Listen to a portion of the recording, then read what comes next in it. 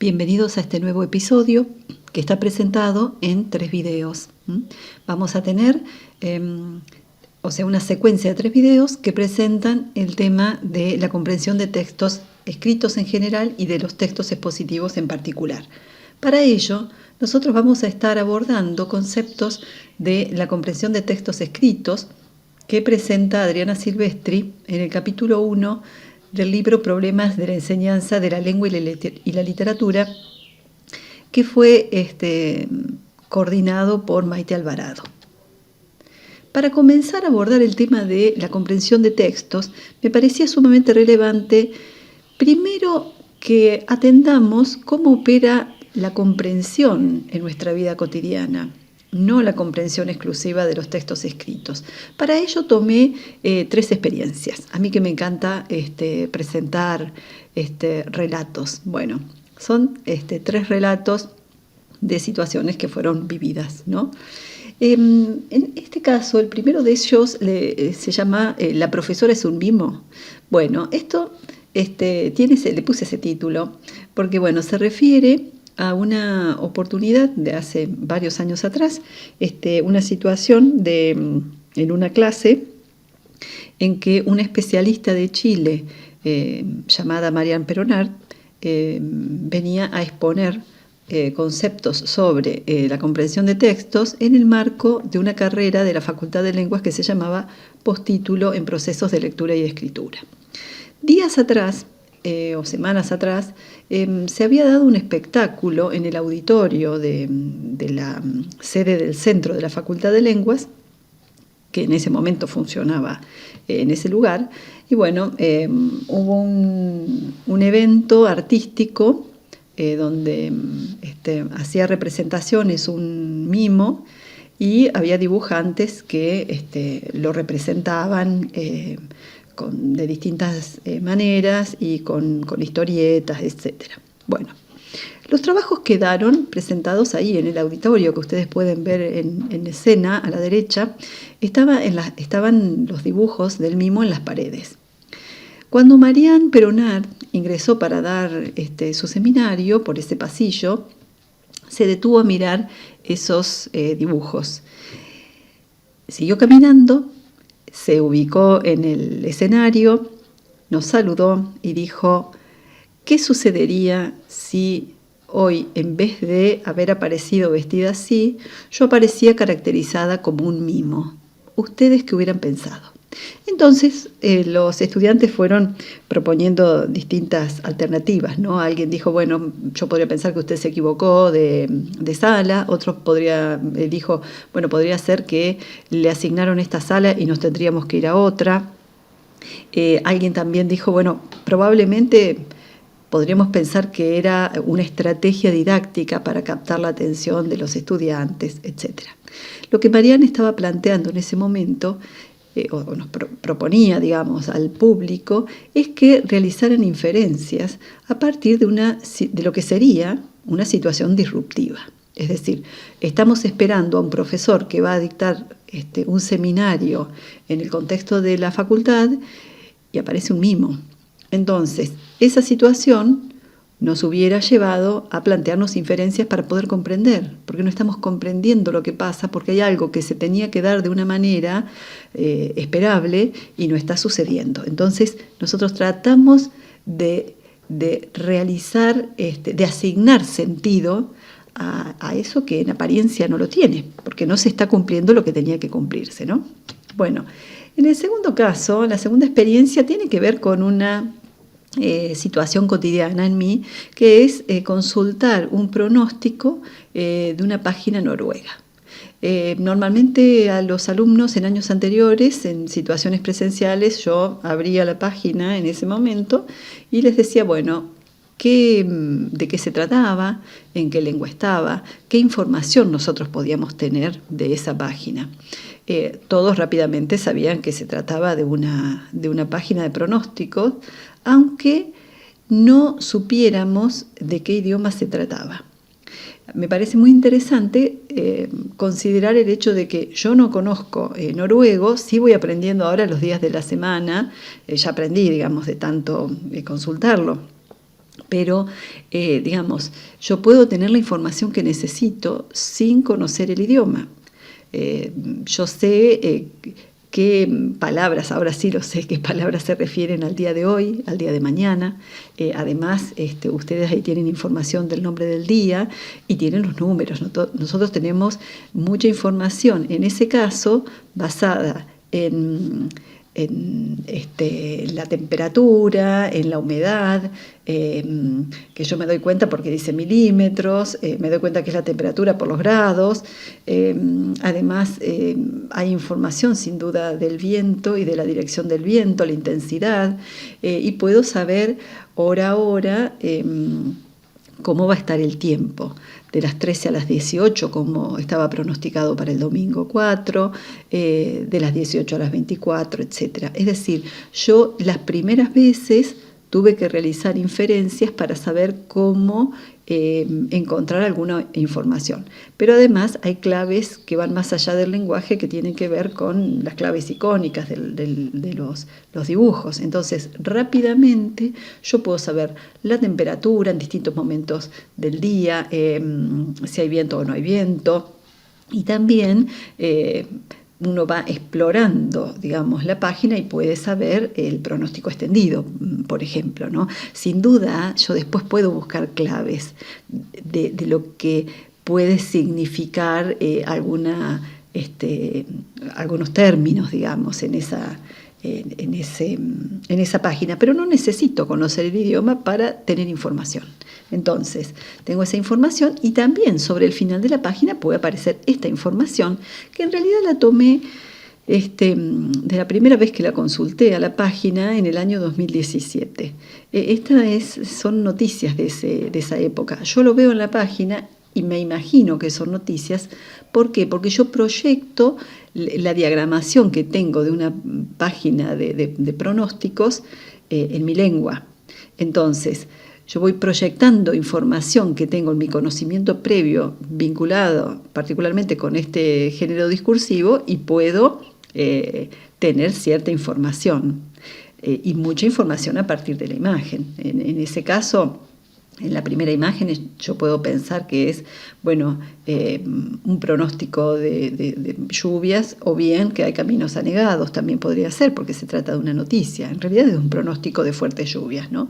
Después tengo la imagen del oso polar, que yo podría imaginármelo en un texto de biología, pero acá aparece, sin duda, porque está vinculado con el cambio climático. Y aparecen ahí claves que yo sí puedo ir reconociendo, como la palabra clima, es decir, que puedo ir realizando un trabajo contrastivo con mi propia lengua o con otras lenguas que yo conozca y puedo acceder a alguna información de algunas palabras. Por ejemplo, si leemos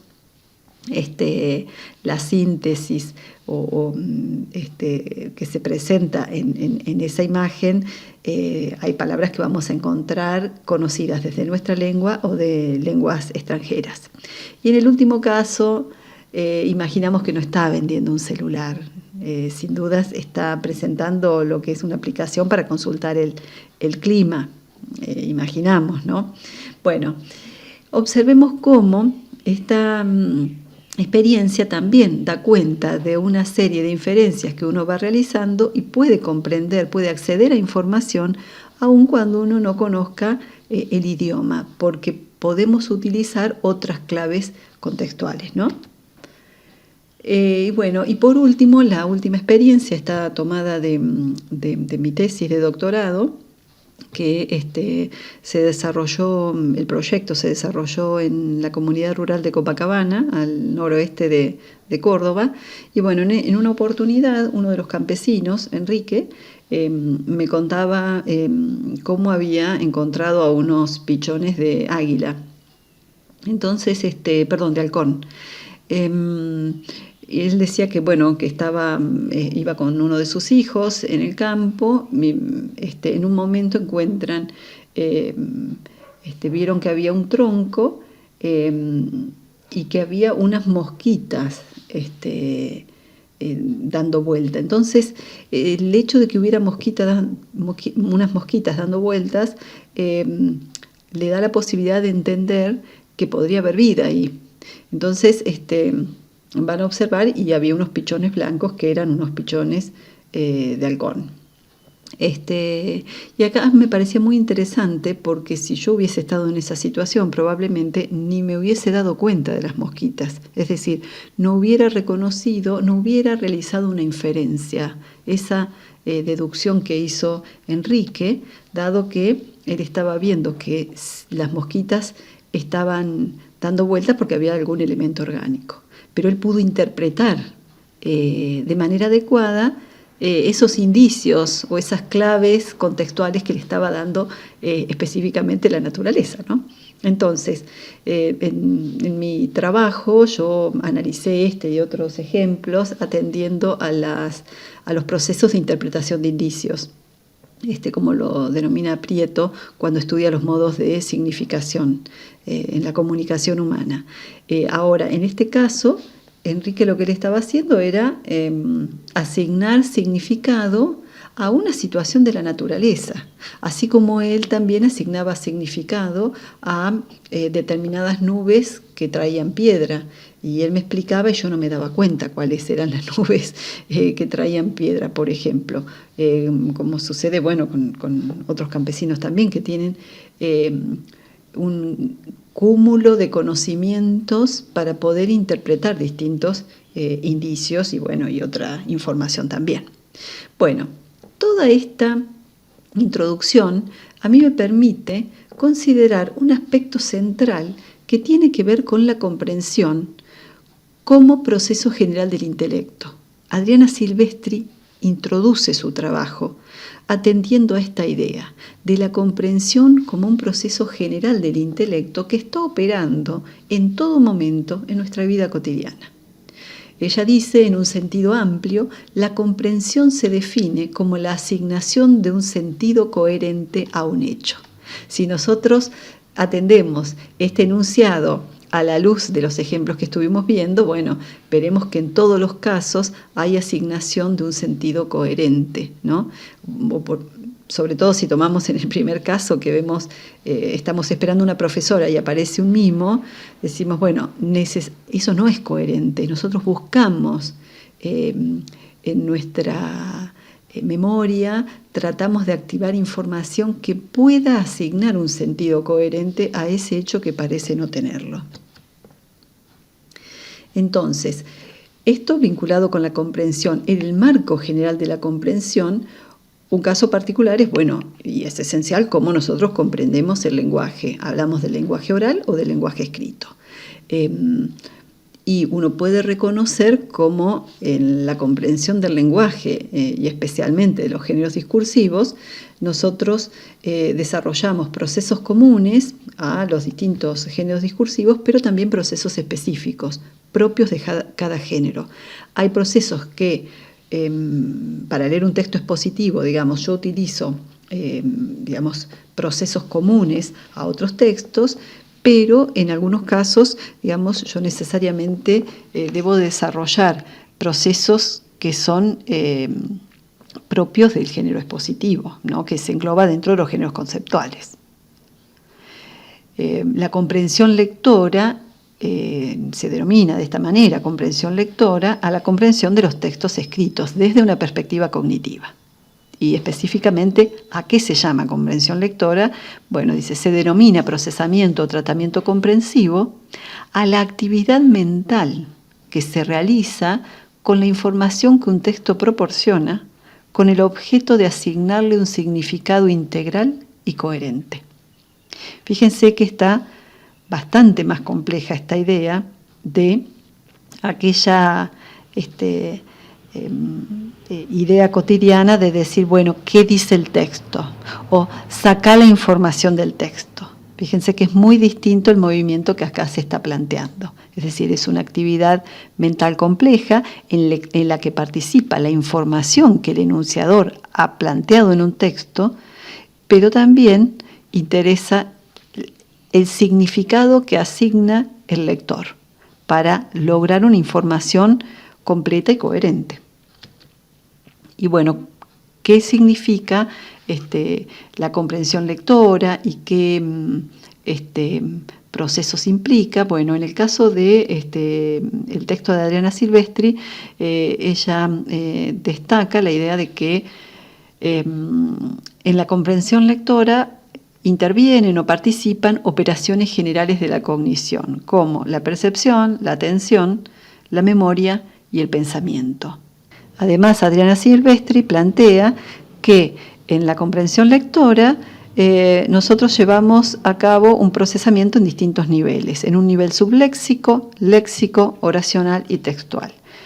Estos distintos niveles hacen referencia a distintas unidades de la lengua, ¿no? En el nivel subléxico, digamos, yo atiendo, digamos, el procesamiento de los grafemas y fonemas, o de las letras y los sonidos de las letras, del léxico o vocabulario, en el nivel oracional y en el nivel del texto.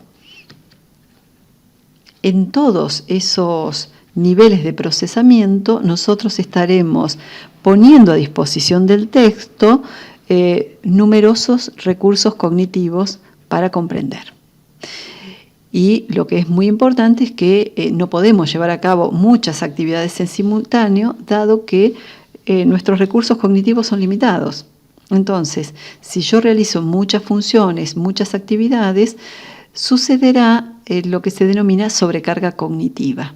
Es decir, hay demasiada demanda o demasiada exigencia de la tarea y eso va en detrimento de nuestros recursos.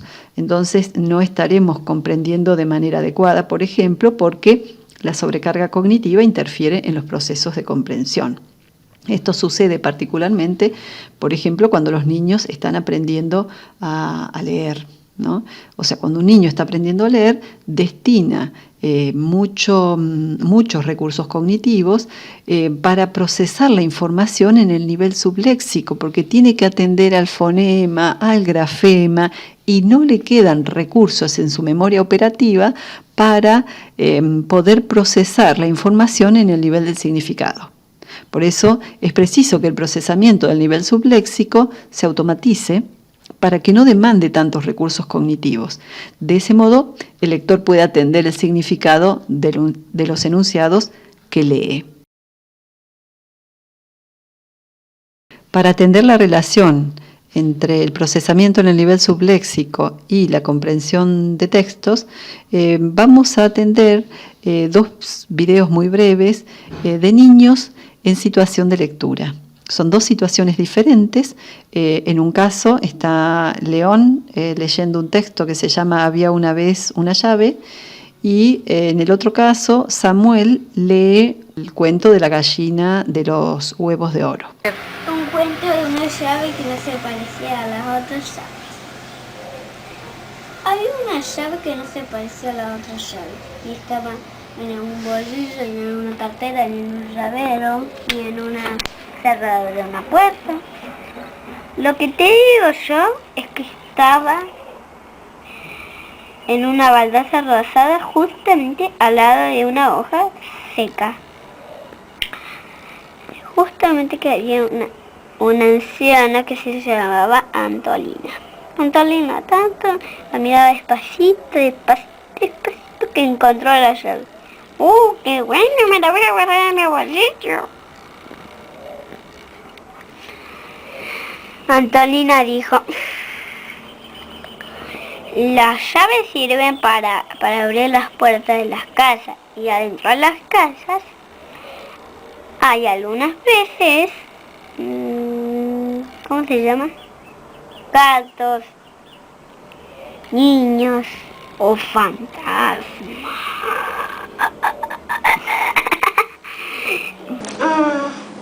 Ahora vino entre Samuel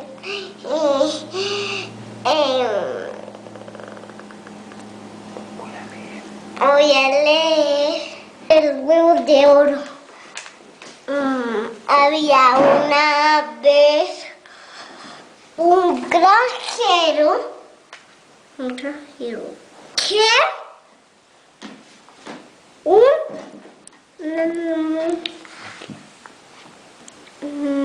que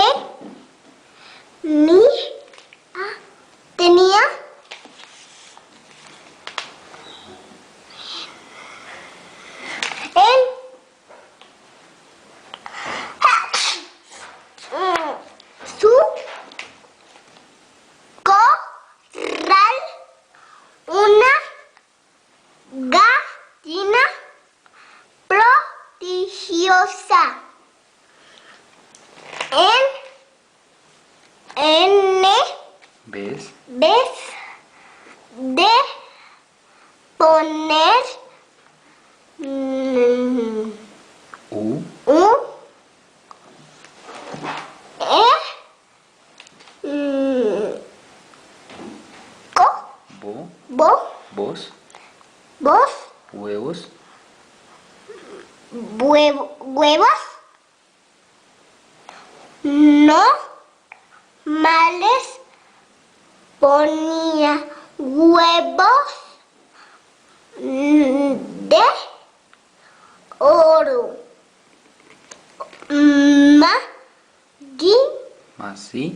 Macizos. ¿Lo hice rápido? Bueno, como pudimos ver, los dos niños están desarrollando una actividad de lectura, pero como se habrán dado cuenta, en el primer caso, en el caso de León, está simulando una acción de lectura. Él no está decodificando lo que dice el texto, sino que está proyectando el texto que él tiene activado en su memoria en ese momento. Sin duda, alguien le ha leído el texto previamente, entonces él puede proyectar esos enunciados sobre el texto. Observemos que es interesante porque no es que él está construyendo cualquier historia, está proyectando esa historia que él recuerda, la está proyectando sobre cada página. Veremos que la información que él dice en cada página es la información correspondiente porque utiliza sin duda las claves que le dan las imágenes. Pero también podremos observar que en algunos de los casos los enunciados son los mismos que están escritos. Y otro aspecto importante para destacar es que León sabe que en lo que él está diciendo está escrito ahí. Él no está decodificando, pero sí sabe que la escritura es lenguaje. Ese es un conocimiento sumamente relevante en los procesos de alfabetización inicial. En el caso de Samuel, él está leyendo, es decir, está decodificando, está realizando una actividad cognitiva muy compleja porque está procesando la información del texto en el nivel subléxico. ¿Qué significa que está procesando esta información? ¿Qué operaciones está llevando a cabo? Bueno, podemos reconocer que identifica las letras de la palabra escrita, que tiene que activar en la memoria el sonido que se corresponde con esa letra, tiene que pronunciar ese sonido y articular ese sonido con el que sigue, porque nosotros no decimos sonidos aislados, sino que están coarticulados. Y de esa manera nosotros podemos leer la palabra. Todas esas operaciones son complejas y esas operaciones demandan entonces muchos recursos cognitivos. Por lo tanto, nosotros vemos que Samuel está leyendo, pero no parece que estuviera comprendiendo lo que está leyendo, porque destina todos sus recursos cognitivos a la decodificación, a la lectura del texto en términos de sistema, y no puede destinar recursos para atender el significado del texto. A partir de estos ejemplos, nosotros también podemos preguntarnos, ¿puede comprender un texto un niño que no sabe leer? Porque acá estamos diferenciando la lectura como decodificación y la comprensión de textos como un proceso más complejo. Entonces, atendiendo en el caso de Samuel, sin duda Samuel no está comprendiendo lo que está leyendo porque no puede estar significando, no puede estar asignando significado a los enunciados del texto. En el caso de León sí, León comprende lo que está leyendo entre comillas porque no está decodificando. Él primero ha escuchado ese texto, lo retiene en su memoria, pero sin duda él comprende lo que le han leído. Entonces, un niño puede comprender textos aun cuando no sepa leer. Y acá me parece muy importante la diferenciación de los procesos. Ahora, yo puedo pensar esto en niños de sala de 4, de 5, en niños de primer grado, que están aprendiendo a leer y escribir, entonces comprenden con la lectura del adulto, pero yo no puedo pensar en chicos de 5º o 6º grado que necesiten de la lectura de un adulto para poder comprender. Es decir, que necesiten, o sea, que dependan exclusivamente de la lectura de otros. Es necesario que en los primeros grados los niños automaticen el procesamiento subléxico, es decir, que logren fluidez de lectura, porque de esa manera en su memoria operativa no van a tener que destinar tantos recursos para la decodificación y van a poder entonces procesar la información que están decodificando y van a poder comprender. Es decir, es necesaria la automatización del procesamiento subléxico para la comprensión de textos, para que tengan autonomía de lectura. En este punto cabe preguntarnos qué entendemos por proceso de comprensión de textos. Cuando un lector está leyendo un texto, va conformando una representación mental coherente de la información. Cuando logra construir esa representación mental coherente del contenido del texto, decimos que ha comprendido. Entonces, la comprensión de textos implica leer, implica asignar significado a las palabras, asignar significado a las oraciones, pero además realizar operaciones cognitivas más complejas. Para comprender, el lector necesita realizar inferencias.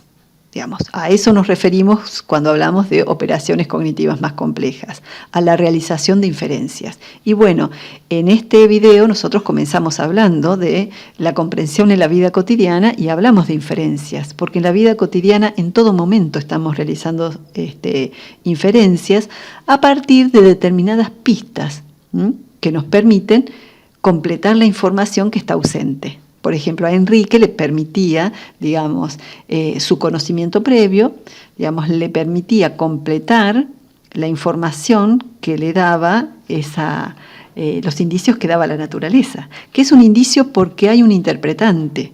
Digamos, en mi caso no hubiese sido un indicio, yo no me hubiese dado cuenta, no hubiese hecho una inferencia, no hubiese comprendido qué es lo que estaba pasando en ese árbol, ¿no? En el tronco de ese árbol. En el caso de los textos escritos, los procesos inferenciales son más difíciles, son más complejos y específicamente porque bueno, no estamos atendiendo indicios, sino que estamos trabajando con lo que Prieto denomina, bueno, con otros modos de significación, que es el símbolo, ¿no? Entonces, nosotros en los textos podemos encontrar información explícita, información dicha, declarada, pero también hay información implícita. En ese caso, en esa información implícita que está oculta, es necesario que nosotros realicemos inferencias para completar esa laguna informativa. Por eso hablamos de inferencia cuando nombramos al proceso mediante el cual el lector completa la información que está ausente, integrando sus conocimientos previos. Para eso necesita tener conocimientos previos, de hecho, conocimientos previos suficientes. Bueno, vamos a observar un ejemplo de inferencias a partir de un texto que leemos, ¿no? Yo leo este texto que dice: Juana estaba a pocas cuadras del centro cuando escuchó las primeras bombas de estruendo. Entonces supo que no llegaría a tiempo a la terminal. Bueno, si yo digo, bueno, ¿qué es lo que está sucediendo en ese texto? Quienes vivimos en la ciudad de Córdoba nos damos cuenta rápidamente de que estamos en una situación, o sea, que Juana reconoce que hay una manifestación. Y la idea de la manifestación implica una serie de circunstancias que van a impedir que ella llegue a tiempo a la terminal. El tiempo cambia, digamos, el tiempo del recorrido, el tiempo de desplazamiento cambia cuando hay una manifestación. Entonces, si nosotros nos preguntamos qué inferencias realizamos, bueno, yo pude realizar esas inferencias, pude inferir que se trataba de una manifestación, aunque no dice la palabra manifestación, porque hay claves, ¿no? A partir de la interpretación de información implícita. Las primeras bombas de estruendo, bueno, yo me imagino entonces que si estamos en el centro, bombas de estruendo y que no llegaría a tiempo, bueno, a mí me da la pauta de que eso es una manifestación. Y podemos realizar estas inferencias porque nosotros tenemos experiencias en manifestaciones en nuestra ciudad. ¿Qué características tienen las manifestaciones en esta ciudad? Hace unos años una alumna de posgrado que era de Brasil, me dijo que a la semana de haber llegado a Córdoba, escuchó bombas de estruendo en el departamento y ella automáticamente se escondió debajo de la cama porque pensó que había un ataque, que había una guerra. No podía significar, no podía entender por qué sucedía eso. Después, bueno, yo cuando la conocí ya estaba habituada y podía asignar el significado correspondiente, ¿no? Pero bueno, podemos realizar esas inferencias porque tenemos experiencias previas, ¿no? Ahora, este texto deja mucha información en un nivel oculto, en un nivel implícito. Pero este texto, veamos, ese mismo texto, pero ya expandido. Juana se había levantado temprano para ir a Cosquín, salió de su barrio en ómnibus hacia la terminal, pero cuando llegaba al centro oyó las primeras bombas de estruendo. Seguramente había una nueva manifestación. El ómnibus casi no podía avanzar y tuvo que desviar su recorrido. Faltaban 3 minutos para la partida y estaban a 10 cuadras de la terminal. Juana supo que no llegaría a tiempo y que saldría más tarde para Cosquín. Bueno, acá veremos que hay cantidad de información que se suma y que especifica mucha información. Hay mucha información explícita. Además aparece la palabra manifestación, que es lo que ella ha pensado. Es decir, ella puede hacer sus propias inferencias porque el personaje de este relato, que es Juana, ella interpreta que hay una manifestación, interpreta esas claves y además ya conoce el tiempo que le lleva a recorrer una cuadra y bueno, y sabe que dada esa manifestación, ese evento, ella va a tener que desplazarse o el ómnibus se va a desplazar, va a desviar su recorrido y va a llegar entonces más tarde. El personaje va realizando inferencias y nosotros como lectores también. En este caso, este texto es un texto que deja menos lugar para la inferencia, pero no es lo que nos sucede en la vida cotidiana. Normalmente nosotros operamos con un sentido económico que tiene el lenguaje y como sabemos que nuestro lector o que nuestro interlocutor va a comprender la información implícita, yo no tengo que declarar toda la información que ya sabemos que el otro conoce. Entonces, no necesita, la otra persona automáticamente, de manera más consciente o menos consciente, va realizando inferencias para comprendernos, si está leyendo el otro, para comprender, por ejemplo, si está leyendo el otro texto. Es decir, realiza operaciones mentales para completar información que está ausente en el texto con información de su conocimiento previo. Y de esa manera puede asignarle un sentido coherente. Bueno, hasta acá vimos estos ejemplos que tienen que ver con leer un texto y asignar un significado porque completamos con información de nuestro conocimiento previo. Pero además, nosotros cuando estamos leyendo un texto, también realizamos otras inferencias que nos permiten relacionar distintas partes del texto, distintas palabras, relacionar enunciados, relacionar párrafos. ¿Por qué? Porque los textos tienen un sentido global, tienen coherencia y además la información del texto está relacionada mediante mecanismos o procedimientos de cohesión textual. Nosotros vamos operando también con inferencias que nos permiten identificar la relación que existe entre estas unidades del texto. Entonces, por ejemplo, si tomamos como caso el texto del Yaguareté, digamos que ustedes ya han escrito, han leído y han escrito muchísimo sobre el Yaguareté, nosotros podríamos leer un texto que dice que el Yaguareté es el felino de mayor tamaño en América. Puedo dar otra información y después digo, el Yaguareté es muy parecido al leopardo por su pelaje, pero el felino americano es más robusto.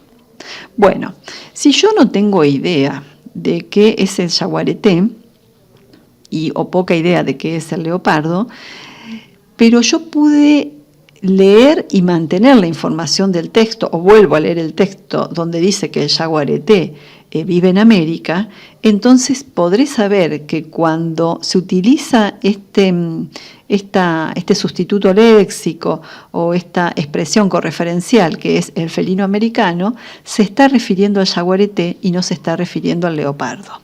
Porque si no yo podría malinterpretar esta información. Entonces, cuando yo leo este texto, puedo entender esa relación correferencial siempre y cuando haya entendido, haya relacionado con información previa del texto. Vean que en este caso yo utilizo estrategias para realizar realizar una inferencia a partir de información que está presente en el texto. Entonces, bueno, hasta aquí podemos considerar que hemos completado una primera parte de nuestra exposición relacionada con la comprensión de textos escritos en general y de textos expositivos en particular.